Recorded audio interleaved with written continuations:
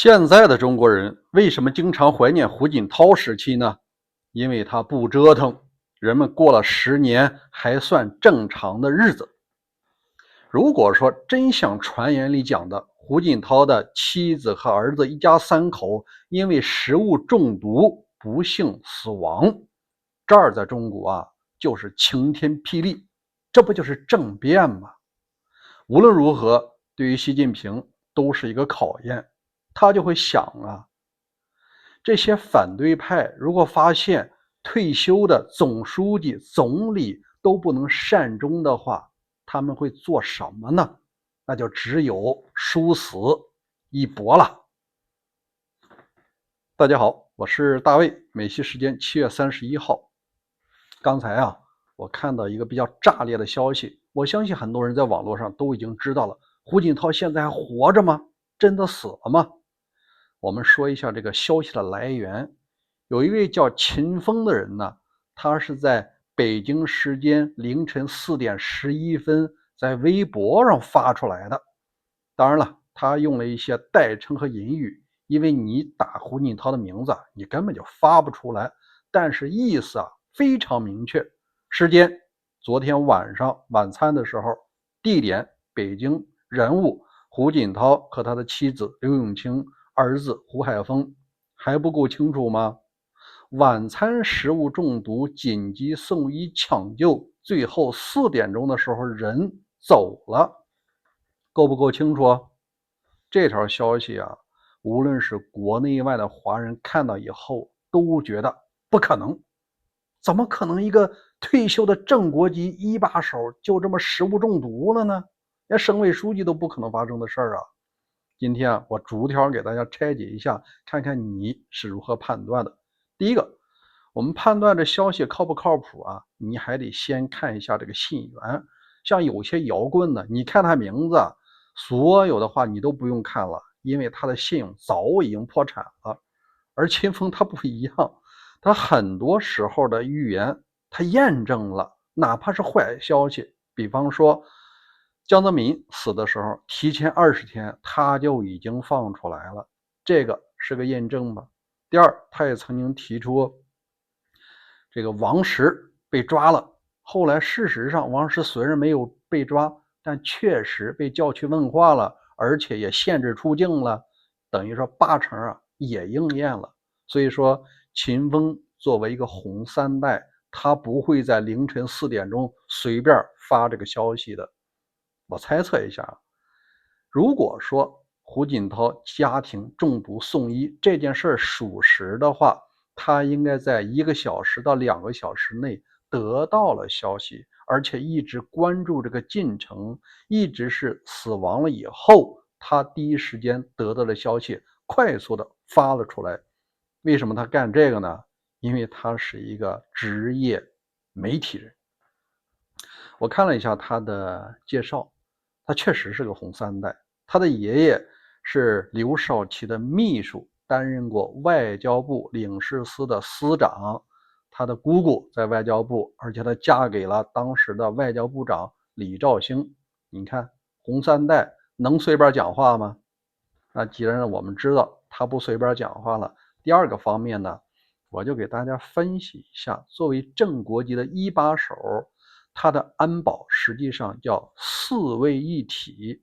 在这种情况下，想食物中毒到底有多难？作为正国级，尤其是一把手退休他身边有4个团队，最重要的一个团队呢，叫做安保小队。这个小队是一个正排级，也就是30人左右的轮班，包括1层、2层、3层的把手。因为作为正国级领导人退休以后，通常是不住在中南海了，要腾地方，除非说上一任的总书记觉得哎，你不错我继任了，你还留在我这儿吗？这属于特殊安排。如果没有的话，必须搬出去。所以说他大概率会住在玉渊潭或者是万寿路附近，也不排除住在西山某一个封闭的4合院，或者是军队大院内部的某一栋别墅里。他身边围绕着将近100人的团队。刚才怎么说的？安保组只是其中一个，他是随身有一个警卫秘书的。第二个部门呢是这个健康组，是处于另外一个部门，医生、医生助理、护士、护工也是一个小队，10人左右。第三个生活组，司机啊，包括这个做饭的厨师，什么小工、保洁，这个负责它安全的。而且最重要的一点，它的蔬菜是来自于特供基地，餐前要有一个非常重要的环节，叫毒物筛查。第四个部门非常重要，通常啊，它有一个秘书班子，叫做胡锦涛同志办公室。这个办公室主任就有1到2名的秘书，包括其他的一些司机呀和那个助理人员，包括他的机要秘书，他也能看到一些机密文件。所以说，它的4位一体包含了安保、生活、健康和这个行政。你看看，将近100人在他周围，送到他饭桌上的东西必须经过毒物筛查。你就可见啊，有人想害他是极其难的。好，那我们再说一下，他的孩子有可能住在一块儿吗？我判断呢，可能性不大。当然也不排除啊，因为他的儿子胡海峰现在是民政部一个比较靠后的副部长，而且他都53岁了，他也有自己的孩子，一家3代啊，通常不会住在一块儿，因为胡锦涛接受的安保跟他接受的安保不一样，而且我觉得以老习的性格呀，恐怕也不希望他的儿子跟在他身边吧，万一在密谋点事儿呢，对不对？必须得分开啊。作为副部级干部，他也有自己独立的住所，而且更重要的是，他这个副部长实际上已经干到头了。他分管什么呢？像什么婚姻啊、什么赈灾啊，这些事儿啊，肥圈他管不了，他管的是慈善组织对儿童的关怀和教育，他就管这个，这不就清水衙门吗？就等着退休了，能平安退休，对他来讲就不错了。所以说，他和父母一起吃饭，食物中毒这种概率是不大的。好，那我们再看第4个方面啊，为什么这个传言人们第一印象选择还有可能？是因为啊，你在习时代，他不按常理出牌。刚才咱讲的都是按情理，对吧？接下来内容是不是按情理了？那就是人们很容易想到，那李克强是怎么死的呢？正国级总理去上海游了个泳，心脏病死了，而且周围应该有的人没有看到，而且抢救没有抢救过来，这事人们不信呐。所以说啊，人们就联想到，这老习是不是为了保障自己的不可挑战的地位，把所有隐患的人都给物理解决？你看，因为海外媒体有一段时间提出了习下礼上，你看，说明他有民望吗？这民望都搞到国外去了，那还是说宁可信其有，不可信其无，咔嚓直接游泳死了。那现在有人又传闻什么呢？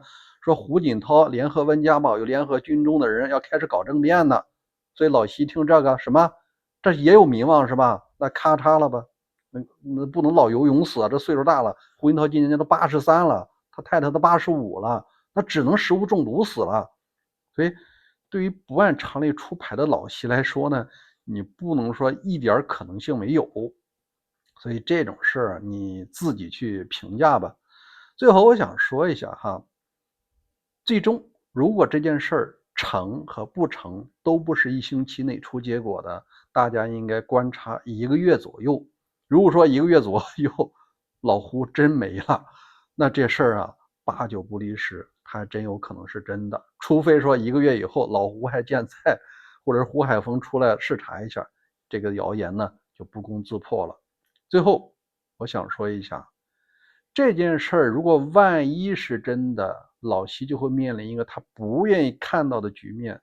当所有被他整过削权退休的人发现，我们退休只要是说还有点权利，曾经掌握过军队，那我有可能会被你干掉，那咱们就直接联合起来奋起殊死一搏吧，反正都是个死，也许还能搏个概念，搏个出路。那老习面对的人呢，就是他看不到的联合起来的力量呢，而这种力量也许就能够改变中国历史。好吧，这是我个人观点，不一定正确。如果您有自己的想法，欢迎在留言区留言，咱们明天再会。